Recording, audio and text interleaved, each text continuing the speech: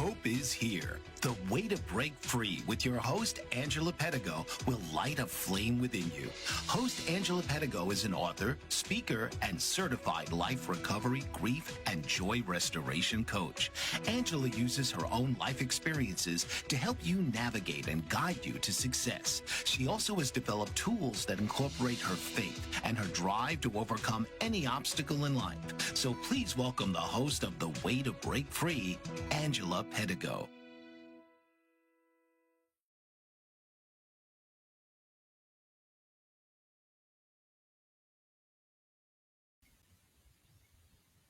Welcome, everybody, to The Way to Break Free. I'm your host, Angie Pedigo. I'm so glad you could join us today. We have a very special guest with us, and she might be my first veteran on here. So welcome, Lisa Gentry. Thank you. Thank you so much. Thank you for your service to our country. I want to say that first. My and pleasure. foremost. I never know what to say when people tell me that. I'm like, you're welcome. Yeah, I can't imagine. I'm just so grateful that you come on today. I've known Lisa for a few years now. Well, known of her a long time, but her and my mom go way back, and so we do. Yeah, so she and I have gotten a lot closer over the last several years, and it has just been awesome to watch her just keep growing and blossoming into different areas of service, different things that you're doing, and we just want to hear how you got there. But first, tell us a little bit about you. Well, I grew up in rural Tennessee, Jackson County, but I have had ties here to our local county for years. My family comes from this area. I'm married. I married a good old boy from Lafayette, and I love him to death. We have one son who's super proud of it, and now my son is married to a wonderful young lady from Jackson County. So he's went full circle, and we have a 1-year-old granddaughter. So my life is so different from what I envisioned as a child, because I was one of those, did not want to get married, did not want to have kids, wanted to live my life until I didn't, until I found that right person. And then we had our child, and he has been a joy and a blessing. I can't just say that enough. He taught me unconditional love. He taught me what that was, because I had no clue. And now I get to be a grandma. So she's adorable too. Thank you. She has the cutest little grandbaby. Yes. So, well, that's really cool. You do have a full life, and she's the director at the local housing authority, and you just wear a lot of hats and volunteer work. You serve, and you are just a big asset to the community. Oh, thank you. I don't think of it as being an asset to the community. I think of it as just staying busy. Where can I help? Where can I share and show the love of God?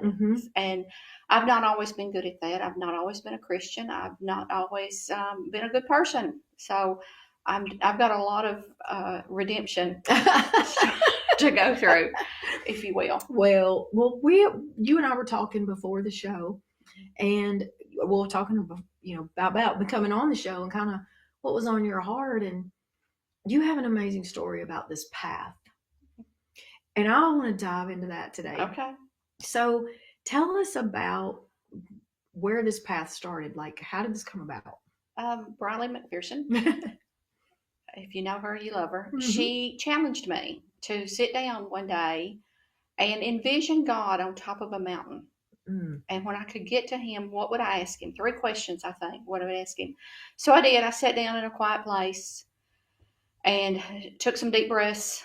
And the path for me was around, it was meandering. And so I'm going to use my hands a lot. Go ahead. I do the same thing. So it starts at the base of this hill. And I could see the hills of Jackson County, because it's nothing but hills and hollers. So there was a path, and it appeared like to be an old wagon path. It was wide, but it was overgrown with grass. There was no tracks anymore, but you could see the outline where this path had meandered up and around this hill. Then there was a little build up along the edge so you wouldn't fall off necessarily. But you could lean over that edge, and you could see rocks, boulders, tree branches, trees growing out of the side. And so my path just continued up this hill. But from time to time, I would get too close to that edge, and I would tumble over. And so you kind of go tumbling over, clawing at the air to try to stop your fall. And I would reach out and grab that tree that was growing out of the side by itself, one lone tree, and just push yourself back up, dig your toes in. What would trip you up? Like, what are some things that you would find? Oh, usually it was myself. We could all say that if we were honest. Pride, arrogance, my anger, fear was my number one. I have lived my entire life in a state of fear. And only after many, many years of Bible study did I stumble across the verse that says, "Fear not, for I'm with you." And it's just like, so you get yourself back up on that path and you continue around. And there's other things. There might be a huge boulder in the middle of your path. There might be a fallen tree. And it's just different things in your life that wanted to stop you. Sometimes it's the devil wanting to stop you from getting to God. Yes. But when I got to the top of this mountain, there was like a field of wildflowers, and there were the breeze. You could just see those rippling with the breeze, and there was a little cleft, I want to say, of rocks at the very top, and that's where God was for me. Oh, wow! And you could just see, it was like Lookout Mountain. You could just see everything.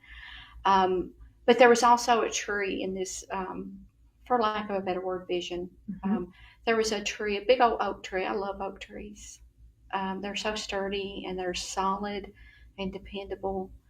And there was a hollowed out part in this tree where my body fit perfectly. Oh, so that was my vision of how I met God on my path. That is beautiful. So okay, let's go back. Let's go back through it. So you had things that would plunge you over the side. You know, when you said that, "Fear not, for I'm with you." Yes. That one tree that you're talking about that you're grabbing, do you feel like that tree was God always there with you? Yes. Just a little branch. Yeah. And that's all it took. Because it was that little branch had roots deep in the dirt. Yeah. That couldn't be broken. So sometimes I think he's there in such it's not a small way. Like you said, he's rooted deeply there, but where we see the part of him that we see seems like it's so small we're missing him. Yes. Have you ever experienced that in your life? Like he was there, but you just missed where he was? Yes, I do. And it's when I focused on everything else. I focused on my family, on my job, things that are going on in this world, instead of putting my eyes on Jesus, like Peter did when he got out of the boat. He was fine to walk on water as long as his eyes were on Jesus, and it was the moment he took his eyes off Jesus that he faltered. Yeah. Every stinking time I falter. Yeah. It's because I've not kept my eyes on Jesus and on God. You know, you saying that, for me, I'm applying that to myself, like in my personal experiences as I'm listening to you. And it's kind of like Peter, like when we get sucked into the reality of our surroundings. Yes. Because, you know, Peter didn't realize I don't think he really realized he was standing on water, right. You know? And he looked down and he's like, "Oh, I'm on water. This? I shouldn't be on water." Yes. So I'm sinking now at this point. I think we do that a lot. That we take our eyes off. It's almost like, you know, when you see the Mennonites coming into town on the horse and buggies, and they're passing cars, and they've got those little blinders, you know, so they don't react to the cars. Right. Sometimes I have to just put blinders on and like, okay, I'm just going to keep looking at you, and whatever's going on out here, you got to have it, you know? Yes. Is that kind of how that's how it is for me? Yeah. Sometimes I'm just like, God, help me. Yeah. You know, multiple times a day, morning and at night. And he does every time. Yeah. So what were, you mentioned boulders, and you mentioned sometimes there's trees in the road and things like that, that life throws there, or, you know, the devil's putting there in our path to block us. Can you identify some of those things that you've experienced in your life that were the boulders and the trees? So I was raised, my father who didn't know how to be a good father Mhm. because it was that generational. I call it generational curses, Mhm. however you Mhm. want to say it. He didn't have a good father, and if you dwell deep enough, you realize that your parents are your parents, and maybe they were doing the best they could. Mhm. Mhm. So he was gone by the time I was 4. And that was a huge stumbling block for me. I didn't understand why he was gone. I thought that he didn't love me enough, or I thought it was my fault. Mhm. And so you go through that younger life with those questions, those fears, those doubts. I had a stepfather who probably tried the best he could. I'm being gracious, but he was a big boulder for me. His idea of controlling was to use public humiliation. Mm. And so he would always have, if there was an audience, and we had a country store, there was always some men around. And so if you walked in and he saw you and you didn't see him quick enough, it was some way to publicly humiliate me and my sister and my brother. And so we learned early on to stick to the shadows, to creep around the sides of the wall so that he couldn't see you, he couldn't make you his target. So I've lived with those kind of things a lot. Most of my adult life, and only in the last few years have I learned to break free of that. So I think a lot of people go through that, and yes, they don't even sometimes don't realize the impact it still has on them today. they don't. I didn't. Yeah. You know, So what did that look like for you in your adult life? How did that affect you? I hated going into rooms. If it was crowded full of people, I would do it, but I would have to stop at that entryway door and take a deep breath and tilt my chin up, and straighten my spine and march in. And so I've been told I'm intimidating with my body language. I don't mean to be. It's just that's my defense mechanism. I learned to read a room. I learned to watch things. And at the first sign of trouble, I would melt into the background or things like that. Yeah. Do you feel like that hindered you from enjoying certain things in life, or maybe stepping out and doing things you wanted to do, or maybe felt like God was calling you to do? Oh, absolutely. Because it was that place of fear. So if you're quiet and you listen and you're not bold, if you're not bold, people don't notice you. And so I did absolutely. I can remember looking at other girls, friends of mine, who were bold, who were brave, and I was like, I want to be like that. So I missed a lot of opportunities, leadership opportunities, things like that. And you're such a good leader. I mean, you really are. It breaks my heart that were feeling that way inside, but people around you wouldn't have known that. They wouldn't have known that. I didn't. I have a face. I was told in the military years ago. We worked shift work, and we had an A team and a B team, and we compared it to the A team TV show. And I had one of my sergeants. I worked at a NATO base, so it wasn't just sailors. I was in the Navy, but it was all the branches. And she said, "You could be face." And at the time, I was offended because I thought she was calling me two-faced. But I see now what she was. I was so adaptable. Wherever I was at, whoever I was around, I would adapt to them. And so they didn't know the real me. Yeah. It takes me to the verse in the Bible, death and life are in the power of the tongue. And they truly are. They truly are. They truly are. And of course, generations where we grew up in, and even still today, it's, suck it up and deal with it and get over it. And that shouldn't hurt your feelings. And that shouldn't hurt, Right. But for a child, those words run deep. They do. And I don't think as adults, a lot of times we pay attention to the words that we say to children. Yes. Because their brains are not developed to that point yet, Right. And to think, they should just get over it. Well, they probably are getting over it, but it doesn't mean there's not ramifications of it. How they carry themselves. Right. Prime example. Will it hinder them stepping out, into those leadership things? And then you wonder why they won't do it. Well, there's a reason. You might have had a part in that. You might not have, or somebody. A lot of times that comes from bullying at school. Yes. So it can come from different angles. Oh, yeah. It's not always the parents' fault, and the parents do the best they know how. They do. For, sometimes people just don't know or have the Right. resources to know differently. Right. And so, we just try to do the best that we know how to do. But at the end of the day, you can see little, I guess, leftovers or crumbs from it, as you go Yes. into your adult life. So what are some of those other things that maybe you were like trees falling down or? A lot of times it was my anger. I had a voice. Mm-hmm. I was afraid to use my voice. Mm. And so I would lash out. And typically when I lash out, it's never pretty. Well, we're gonna pause right there, and we're gonna take a break, and we'll be right back in just a few moments. What if there were a super tiny device that could diagnose the brain and is smaller than a single human hair? What if you could see inside the brain to help an epilepsy patient during surgery or to help the fight against Parkinson's disease? Dr. Patricia Broderick is proud to announce the Broderick Probe, a biomedical and electronic breakthrough.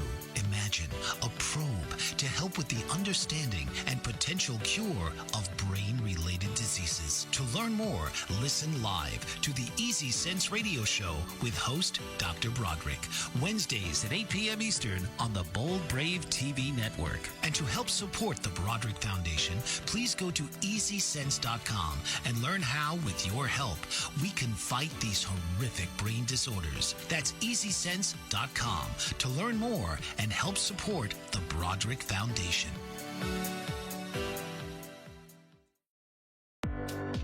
Author, radio show host, and coach John M. Hawkins reveals strategies to help gain perspective, build confidence, find clarity, achieve goals. John M. Hawkins' new book, Coached to Greatness, Unlock Your Full Potential with Limitless Growth, published by iUniverse.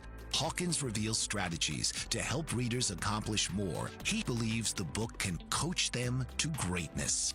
Hawkins says that the best athletes get to the top of their sport with the help of coaches, mentors, and others.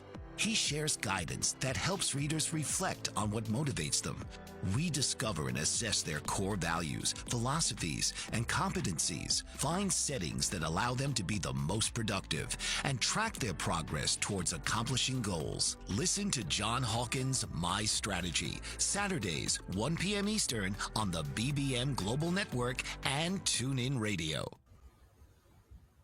We're back from the break, and we were just about to dive into anger. And of course, Lisa, you and I have talked about this in the past a lot. What did anger look like for you?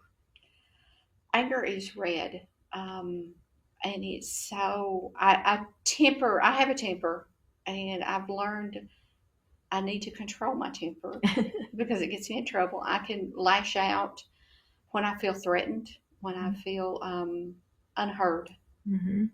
or unseen, or discounted in some way. Mm-hmm. So I've had to learn, and I've learned the hard way to control it, to lasso it, things like that, things to manage it better. Because in the past, growing up, if I was angry, I might smoke. I used to smoke. Mm-hmm. I used to drink. Mm-hmm. So alcohol was my drug of choice. Mm-hmm. And so I would get mad about, fine, let me just drink beer or something along those lines, which is not good, those things are always, nobody wakes up and says, hey, I want to, my life's aspiration is to use substances of any kind. Right. But that's always a coping reason for what's underneath. Yes. And so for me, that fear, that, like I said, that life of fear, also injustice, life was not fair to me. And I remember telling my mother when I was 10, and it was, my brother could run around outside with no shirt on and do all the fun stuff. And I had to be that sweet little girl. I was a tomboy, I wanted to run naked through the woods. I want to climb the tree. Yes. Yeah. And I would fuss. I was like, life's not, it's not fair. And she said, honey, life's not fair. And you just learn to cope with it and live with it. And I recognized then at 10 that wasn't the right way to be, but that's all she knew either. That's just how it was in the 70s, 80s. And so it's the injustice of life, how unfair it is. Yeah. And I want to take a moment to talk about this with anger because a lot of people spend their lifetime trying to figure out how to cope with anger. Yes. Like, what are the coping tools? How do I control my anger? But anger is a secondary emotion. Okay. And so when someone is experiencing anger, there's something underneath there. Right. And as I'm sitting here listening to you talking, in all of the things that you were telling me that you're naming off, they are all fear based. Right. Like, they're all driven with fear. And if I just want to challenge people out there, when you're feeling anger, if you will just take a moment and say, where's this anger coming from? Like, why am I so angry? Yes. And then ask yourself why again when you come up with that answer. And then keep drilling that down until Right. you hit the root of it. When you deal with the root of it, then the anger can subside Right. many times. So I'm not going to say that's going to work for every single person, Right. but it helps with a lot. And, Right. Just like the injustice, just like there's a fear to injustice. Yes. That I won't be treated fairly. I'm afraid I won't be treated Right. fairly. I'm afraid I won't have an opportunity. Right. Or I'm afraid that I'm going to be confined to a space, and it's almost like an emotional claustrophobia kind of thing. You know what I'm saying? I get that. Totally get that. So, yeah. So you just kind of coped with it and dealt with it through the years? Through the years, and it came and went. Life's going along fine. I'm going on my little path. There's no obstacles, so I have nothing to be angry about. Mm-hmm. And for me, especially in my job, I have a wonderful group of people, staff members. Mm-hmm. If somebody comes at them, that can make me angry, because Protector. Mm-hmm. Yes. My son, if somebody comes at my family, mm-hmm. I think I would definitely say red. Mm-hmm. My mother has a temper, mm-hmm. and her mother, the stories I hear, she died when I was very young, with red hair and the temper to go with it. Mm-hmm. And I think looking back over those generations, my grandmother, my mother, they were all mad.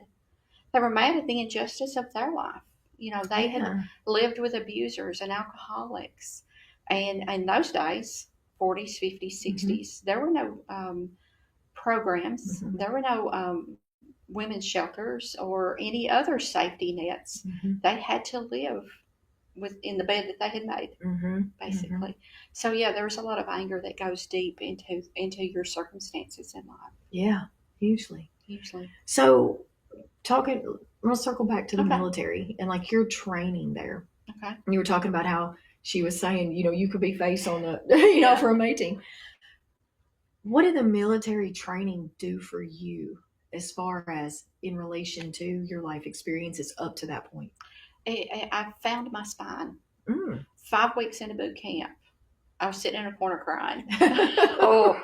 Crying because I wanted my mama and I wanted to go home, and this was tough. It's the toughest thing I'd ever done. And I could hear the voice of my stepfather in my head saying, yeah, you won't make it.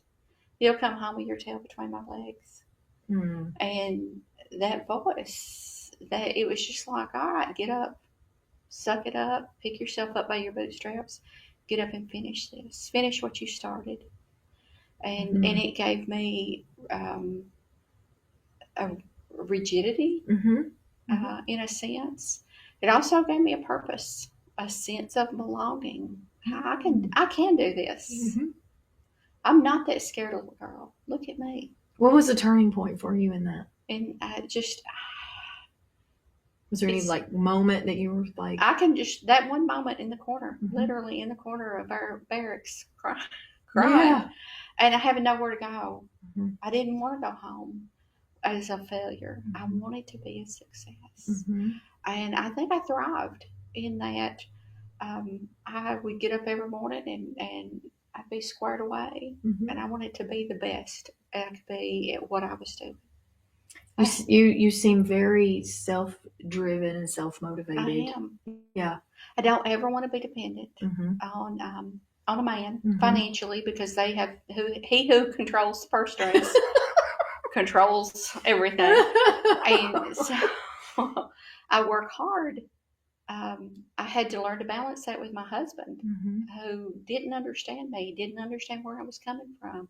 Mm-hmm. 28 years in this marriage, and sometimes we still have to sit down and say, "Hey, what's going on? What's this? What's that?" and hash it out, talk it Mm-hmm. out. So Mm-hmm. I've learned to control the anger and to talk, Mm-hmm. to use my voice.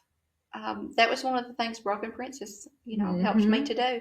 Use my voice. Yeah. Speak up for that little girl Yeah. that didn't understand. When you first started sharing your story with me, Mm-hmm. I was just taken aback of Uh, because I see you with this strength and this confidence and like you said, the way you've learned to carry yourself right. in rooms, and I was like, there's no way she I is scared to walk was. into a room. There's no way. And then to see you just overcoming that has Uh-huh. been just awesome to watch. I love the last 2-3 years journey that I'm on. I love it, and I can't thank God enough, Mm-hmm. because God is God is the only person in my Mm-hmm. life Mm-hmm. that I've ever been able to fully depend on. I have my parents let me down, Mm-hmm. in a sense. My husband has let me down. I've let him down. I mean, it's just the cold hard facts of life. We Mm-hmm. let each other down. I've let myself down. Mm-hmm. The only person in my life who's never let me down has been God. Mm. And so, just the last 3 years since we've been Broken Princesses, I've wanted to get out of my comfort zone. I've wanted to share my story, my fear of being front and center. Mm-hmm. If I trip and fall, people are going to laugh. Mm-hmm. So, I did the beauty pageant. I was so proud of I you. was proud of myself. My family was there to support me, so proud of me. And I'm like, why? I didn't understand that pride thing. I just, when I told my husband, I'm going to do this beauty pageant, his first words were, "Why? You don't like that. You don't like that attention." And I said, "It's to face my fears. It's to show myself that number one, I trust God. He's got me. Even if I go out on the stage and I trip and I fall flat on my face, God, He's going to pick me up and He's going to dust me off, and it's going to be okay." It was so Oh, awesome. Like, what did it do for you when it was over? So it's this was just what this past year, 2 years two ago. two 2 years years ago, ago. that you entered this beauty pageant by choice to just face fears. How Yes. many times do we do that? We should do that more often, but Um, to face your fears, and you've got this big crowd family there. They're supporting you, doing all the things. What did you feel when it was over? Relief. I'll be honest, relief. I took a breath. I had been holding my breath until it was over, and then I could breathe again, and I could smile again, and I could finally say, "We did it, God. I We love did it." that. We did it. Yeah. So I love He's that. always got me. Always. I don't know why I doubt Him. Why do I doubt God? It's Yeah. it's just a human thing. It's a human nature It thing. is. It is. So That is just really really cool with mhm. that. So you've talked about Broken Princess, and we did go through that program. Yes. What are some of the things that did for you? Like, were there moments that were these little aha moments that Oh yeah. when did you get to start finally piecing things together? Probably after it was over. Mm-hmm. You go through this and you delve into it layer by layer, inch by inch. I didn't know what to expect. Briley again told me to do it, and I was just like, "All right, fine, I'll do it if you'll shut you up." Yeah. Do this. I didn't want to do it. I didn't want to dig into Mm-hmm. uh, those areas. Mm-hmm. I had glossed over them. I had kind of put the lid on it and nailed it shut, Mm-hmm. and I was perfectly content Mm-hmm. to live the rest of my life like that. But I'm so glad I didn't. Mm-hmm. We pried that top off and dived right in, and it was amazing to me the way you could read me, the way I would sit in a corner, in a very small. I don't know if you remember that or not, Mm-hmm. Yeah. but you taught me to spread out, to take up room, Mm-hmm. if you will, to be seen, to be heard. Mm-hmm. Those are the things Mm-hmm. that I took from that session, those classes. It's okay to be Yeah. seen and to be heard and to take up room. I learned to do it with respect. I don't want to be loud, boisterous, Right. arrogant. I don't want to be those things. Mm-hmm. So I've learned to use my voice. I've learned to stand up and step out, step out in faith. That's the biggest thing. The biggest takeaway for me was to step out in faith and in love and proclaim the gospel truth, which is Jesus loves us. God loves us. Yeah. And that's where we're starting. God loves us. Yeah. He so does. And he navigated us through that whole thing. I can't take any kind of credit for anything on that part because, well, he just shows us. It's like when we sit down to do this stuff, he just reveals together, He does. And it's kind of like I'm learning as you're learning with you. So it's beautiful to see. We talked about what I'd asked you earlier, what took you to the military? Fear. Fear took you to the military. And there's an irony in that. There is an irony. And I didn't realize that at the time. It was an escape. I didn't want to be stuck in my little hometown. I had student debt to pay back and no job. This was the 80s when the economy was pretty bad. There were you couldn't buy a job in Jackson County. So I didn't want to get married. I didn't want to have children. I didn't want to work in that sewing factory, that garment factory, and make, $2 an hour. Yeah. I didn't want that. So my sister had joined the military. And I was like, she's done it. I'll do it. You just followed right in her footsteps. I did. We're going to take a quick break and we'll be right back. What if there were a super tiny device that could diagnose the brain and is smaller than a single human hair? What if you could see inside the brain to help an epilepsy patient during surgery or to help the fight against Parkinson's disease? Dr. Patricia Broderick is proud to announce the Broderick Probe, a biomedical and electronic breakthrough. Imagine a probe to help with the understanding and potential cure of brain-related diseases. To learn more, listen live to the Easy Sense radio show with host Dr. Broderick, Wednesdays at 8 p.m. Eastern on the Bold Brave TV network. And to help support the Broderick Foundation, please go to EasySense.com and learn how, with your help, we can fight these horrific brain disorders. That's EasySense.com to learn more and help support the Broderick Foundation.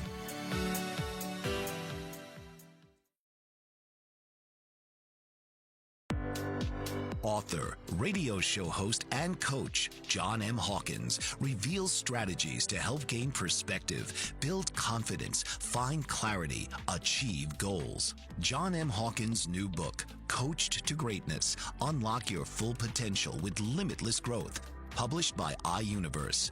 Hawkins reveals strategies to help readers accomplish more. He believes the book can coach them to greatness. Hawkins says that the best athletes get to the top of their sport with the help of coaches, mentors, and others. He shares guidance that helps readers reflect on what motivates them, rediscover and assess their core values, philosophies, and competencies, find settings that allow them to be the most productive, and track their progress towards accomplishing goals. Listen to John Hawkins' My Strategy, Saturdays, 1 p.m. Eastern on the BBM Global Network and TuneIn Radio. We're back from the break. Lisa, I want to get into something. You've talked about how you've had fear in your life. Fear is what drove you to the military. Ironically, I would be a lot of people are afraid to go to the military, and then fear is what drove you to the military, and which is completely understandable. The way you described all that. There are people that are also afraid to heal, and you had explained that you had shoved all of this past and all these things in this box. Lock, stock, and barrel, sealed it up. It's done. Not going into that. Was there a fear for you to heal? And if so, what was it? It was that fear. If you take the lid off this box, is it going to bubble out? Is it going to overflow? And then you have no control. And I didn't realize this until a few months ago. I'm a control freak. I always thought I was the go along to get along, and I'm the mediator. I'm the middle child. So if there's any conflict, I wanted to be the peacemaker. I don't like conflict. I do not like conflict. I grew up in that turmoil. So for me, if I took the lid off this box, what am I going to find? And there's no putting it back. So it was that control and fear. Mm-hmm. I think a lot of people hold back on their healing for that same Yes. reason. Yeah. Yeah. Do you regret it at all? No. Is there any part of the journey do you regret? Absolutely not. My entire journey, I pray multiple times. I apologize to God that I did not become His child sooner. Mm-hmm. I squandered my life. I squandered it. Mm-hmm. And I look back now and I'm like, oh my God, I'm so sorry. I'm sorry, because if I had just turned my life over to you and stayed on that path, on your path, how much more richer my life would have been. But then I think, had I not taken the path of joining the military, not getting settled down, I wouldn't have the husband I have now. Mm-hmm. I wouldn't have the son I have now, the grandchild. So many of those paths, I could have taken a different path and had a completely different outcome. But my life now is so blessed, and it was a long journey. It was a long path. You know, I've said it on here many times, but one of my favorite scriptures in Joel chapter 2 is that He will restore the years the locusts have eaten. It's funny because I watched that this morning on a devotional. I'm serious. I watched that this morning on the Daily Jesus devotional. Probably shouldn't have said that. Oh, you're It's on fine. YouTube. Yeah. And that's what caught my ear. Yeah. Was He will restore to you the years. And I was like, I've got to watch this. And then you quoted it. As you're sitting there describing it, that's like, and just watching you over the last couple of years, it's been like what it is, like what's happened. So what are some of the things, since you've been on this healing journey the last couple of years, what are some of the things that you have stepped out and done that you otherwise wouldn't have done before? Wouldn't have done. So I, in my church, we have Ladies' Day. And used to, they would say, hey, do you want to sign up and do this prayer? Do you do this opening? And I'm like, no. Automatically, it was no. So, and it took a while for me to say no. Oh, wait, yes. And so last year I did the closing prayer, the closing prayer. Mm-hmm. This year I did the opening and the closing, and did it without the fear. Somebody said, what are you going to talk about? I said, I have no clue. Are you nervous? No, I'm not nervous. I'm not thinking about it till the night before. Mm-hmm. So that's my way of dealing with things. I really just don't think about it till the night before. I did this with you. Last night I'm trying to tear my house apart, trying to find this journal, Mm-hmm. so that I could relay my story Mm-hmm. of the path. I've learned to, in my professional career, we do classes or workshops. Used to, I would not have moderated a session. I would not have gotten up and spoken in public. And I'm doing those things more without saying no right off the bat. Mm-hmm. Yeah, So, you're leading in a lot of ways yes, too. I'm trying. You serve in different organizations, around town. I do. American Legion. You're involved in that with different groups in there. Yes. Is that kind of something that would have been out of your comfort zone before? Yeah, most definitely. So I'm walking into a room full of mainly men, nice guys though, I would say that, who would go to bat for me in a heartbeat, I'm sure. There's myself and one other lady there, as female veterans. I'm on the Homeless Veterans Committee. I'm on the Executive Committee. I have no desire to be an officer, because my plate is full, and that's one more thing that I could not fully commit to. Yeah. So I can help in those ways. You do. I try. You really do. It's been beautiful. Thank you. I do apologize. So, I have a question. Okay. When you were on that path, Okay, and you got up there and you found God, do you remember what your 3 questions were? No. I didn't have a clue. There was no questions for me. It was just like, all right, He's revealed my past. He's revealed my current, and He's revealed to me how He's going to take care of me. Mm-hmm. And that was enough for me. Mm-hmm. I had no questions. That's beautiful. Oh, thank you. Yeah. I do apologize. No, it's fine.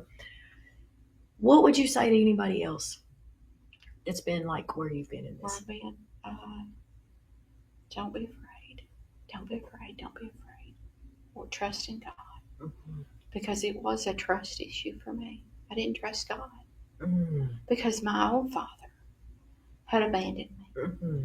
And my mother, I would put in for sainthood, as a woman in the 70s raising 3 kids with a ninth grade education. Mm-hmm. She took a lot of abuse for us. Mm. So I learned to lay down everything for your family. Mm-hmm. Just, you were let down by so many people. You let Mhm. yourself down. Life gets you down. Trust God. Trust Him early. Trust Him often. That would be my thing. Learning to trust Him, did that trump your fear? Yes. Oh, yes, it did. And God's always been there, always ready, always able. Mm-hmm. But it just took longer for me Mm-hmm. to get to that point. What made it easier for you to start trusting God?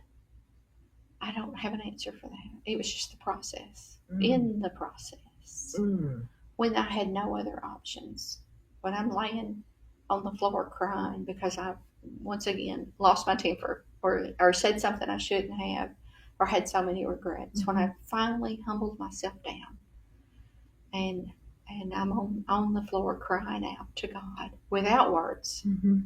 without any idea of what I'm going to say to Him. The Mm-hmm. Holy Spirit was there with grumblings and groanings. Oh, yeah. And it was just like, God just reaches out His hand and He says, I'm with you. Do you think you ever for you personally, was he the first thing you used to go to or the last thing? And then has that changed now? I used to say, I'm sorry, all I know to do is pray for him. Mm-hmm. And I realized that the best thing I can do is pray. And that was one of those aha moments. Mm. It's the best thing you can do, not the only thing. So yeah, it was. God was always the last resort. I always tried to fix things. I want to fix it. I want to control it. I can do this, and I can't. Yeah. That probably comes partly from being the middle child, trying to Yes. fix and Trying control. to fix and control. Yeah. And make peace. Yeah. Yeah. It's just, so tell me, let's get into your relationship with God. Okay. What's that look like? He's my father. Mm. He is my father who loves me unconditionally. I didn't understand unconditional love. Mm-hmm. I thought, well, I've messed this up. I've sinned. He's not going to love me. Goes back to having my own child who, Mm-hmm. raising children, Mm-hmm. how hard that can be. Mm-hmm. It didn't matter whatever I did. I'd lose my temper with my son, and I would get frustrated, Mm-hmm. and I would just look at him, and finally I just say, I'm sorry, Mm-hmm. and he would say, it's okay, Mama. I love you. And I guess that's where my journey, my really understanding God better. Mm-hmm. When I became a mother, yeah, I would do anything for my child. I think we know God, or like people will come to know who God is. Mm-hmm. They'll know about God. Yes. But to experience a relationship with God, Yes. we have to be able to break into that parental. He is Abba Father. Yes. He is our sovereign Lord. He's God, but He's our heavenly Father. And so many people have such a hard time building that relationship with Him. They'll know about Him, but they don't step over into that relationship because they don't know how, because there was a breakdown in their relationship with their family here on earth. And mothers and fathers both have so many important roles in a child's life. So many important roles. They have different roles. But I cannot stress the importance of a father's role and a father's presence in a child's life, because that is let the kid grow up and be 7, 8, 9, 10 years old, whenever they start really learning about God and their little hearts are kind of being pierced, and they're wanting to, kind of give their life to Christ. Their idea of who God is going to first resonate with who was their father, because that's the first example they have ever seen of what does father mean. And that can either be easy or it can be difficult. There's a program that we do. We work with people a lot of times that says, what what are the similarities and what are the differences in your earthly father and your heavenly father? How are they like? How are they different? That's part of like the Celebrate Recovery material. And it's amazing to see people's answers that way, Oh, yeah. you know, and you don't really stop and think about that until you're asked that question. Right. And then do we project, like, for example, someone's out there listening today and they're struggling with that relationship with God. Right. How much of what you've experienced with your earthly father are you projecting on to God that he must be like that as your heavenly father? Yes. And we do it subconsciously. Like we don't even realize that we're doing Right. it. And maybe you have a relationship with God now. You understand him now to all new levels. But go back and think about that in the beginning when it was fresh and new and you were just learning God. Right. You know, what was the correlation there, you know? Yeah. Well, for me, when I became serious and started studying, I was pregnant with my son. Mm-hmm. Went back to church, and I was all in. I teach Sunday school, but my heart wasn't in it. Mm-hmm. I was just reading the book, but I still knew it was important to give him that firm foundation. Mm-hmm. Only I think really since I started this journey and I started journaling, and my journal now is not a diary, but it's a letter to God. Oh, that's good. It is a letter to God, and it's my every prayer, it's my every need, my every desire. Mm. And so I'm learning as I journal and I'm better with writing my words Mm-hmm. than speaking those words. I'm learning to ask God and to ask Him in faith and believe it and know that He will give me Mm-hmm. my heart's desire. Mm-hmm. And I used to think that was riches, like, oh, I want a good job. Yeah. But now I'm learning that it is whatever is good and perfect in God is what I want. That is so good. We're going to pick back up on that. We're going to take a quick break and we'll be right back. Did you know that your beliefs create your entire reality, but it's the subconscious beliefs that do most of the creating? Belief shifter and life coach Shiraz can help you identify those limiting beliefs and eliminate them, often in a single session. Like it was almost instant, like I had relief right away. Creating better health, relationships, careers, and finances. Let Shiraz help you step out of safety and into awareness. Definitely something's happening. It's like a flow inside. You know, it feels good. Whether in person or online, Shiraz provides personal coaching, belief shifting. Visit Shiraz at energeticmagic.com or call 416-529-7429. Energetic Magic on the BBM Global Network, Tuesdays at 7 p.m. Eastern. Find your greater happiness. Be well. Be aware. Be magical. Are you struggling to care for elderly parents or a spouse? Do you wonder if being a caregiver is making you sick? Are you worried about taking time off work to care for elderly parents and balance work, life, and caregiving? Has caregiving become exhausting and emotionally draining? Are you an aging adult who wants to remain independent but you're not sure how? I'm Pamela D. Wilson. Join me for the Caring Generation radio show for caregivers and aging adults, Wednesday evenings, 6 Pacific, 7 Mountain, 8 Central, and 9 Eastern, where I answer these questions and share tips for managing stress, family relationships, health, well-being, and more. Podcasts and transcripts of the Caring Generation are on my website, PamelaDWilson.com, plus my caregiving library, online caregiver support programs, and programs for corporations interested in supporting working caregivers. Help, hope, and support for caregivers is here on the Caring Generation and PamelaDWilson.com. We were just talking about journaling, and Lisa, your description of your journal is absolutely beautiful. Journaling is one of the most healing things. It is. It helps with grief. It helps with finding the sources of our emotions and our feelings. It helps us to sort our thoughts. And people journal for a lot of different reasons. Yes. But some people don't take advantage of it because it hasn't developed meaning to them yet. Right. And there's not a proper way to journal. There's not Right. like a one size, or, you know, this one size fits all. Everybody's got to do it this way. But when you make it personal and you do it for what is going to benefit you, Yes. you found the benefit of I journaling did. with that being a letter to God, Right. which is really, really cool. How does that help you? Like, It's, what do you go to put in your journal? It's cleansing. Mm. I get up. I'm a morning person. Mhm. Husband's an evening person. So there's a balance there. So I get up every morning and I can't wait to get my coffee and sit in my chair Mhm. and read my Bible app Mhm. and journal Mhm. about my dreams, my Mhm. desires, my Mhm. hopes, my fears.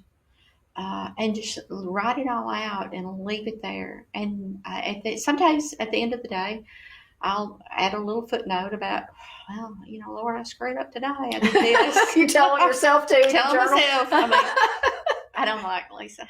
He knows this. Mhm. But for me, it is a cleansing, a purging of my soul. And like I said, it's just I went back to yesterday into a couple of years ago, and I don't even remember writing what I did. Oh yeah. But I was like, oh wow. And now, and 2 years later, I see these things coming true. So it's like I wrote them out, and God, in His own time, makes these things happen. Mm-hmm. And it's a process. It's a lifelong process for me. Yes, you are so right. So I had this journal one time that was a prayer journal. Yes. And someone had given it to me, said, write your prayers in here. I started that several years ago. I would go back periodically and say, oh, he answered that. Yeah. He answered that. And I would like scratch through them where I could still read them, but it was an indication that he had answered. Yeah. And I cannot tell you page after page after page after page of answered prayers. Yes. I would have never paid attention to. I would have never even stopped and said, thank you, God, for hearing and answering that prayer, because having it written down there in front of me reminded me, oh, you heard me. Yes. You heard me. You did answer that. Yes. And some prayers I would find he would answer quickly. And some I found maybe he hadn't fully answered yet, but it was from the point that the situation might have been that I wrote it in the book. Right. To the point that it was today, I could see evidence of his hand working. Yes. Oh, it was such a faith builder. It was. Such a faith builder. To know, but it was a faith builder, but at the same time, it was so humbling, because it was like, you heard me. You heard me. You heard me. Is that the way? And you answered me. Yeah. Yes. You care about what I care about. Like, yes. The word tells us that you do, but you actually do care about what we care about. Oh, yeah. I am your daughter. That was one of the things I learned in your program was I am a daughter of the King, and He loves me, and He wants me. He wants nothing but the best for me. The times that I've stumbled is when I've pulled away from Him. Yeah. So yes, this journal, again, Briley. Yeah.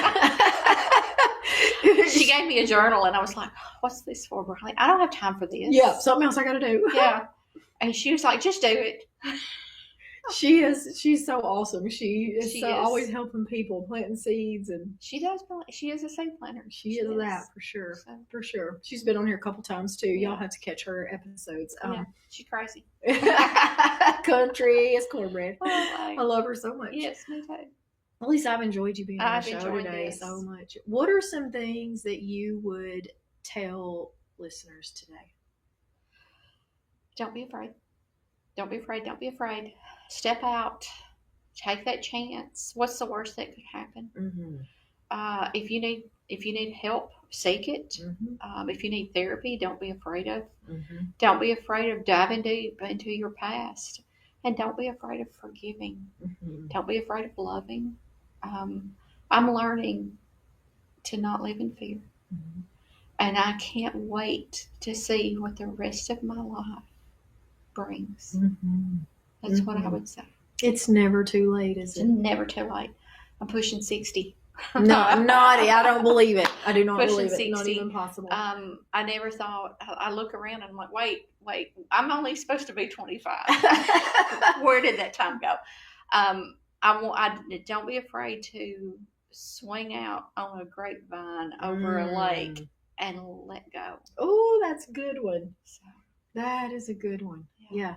I want to encourage people to consider that journaling too. Yes, definitely. It's really helped me. Especially when you have racing thoughts at night. You can dump it out. At least it gives you a place to park it on paper until you can, get some rest. But seek God. Seek God as your heavenly Father. Absolutely.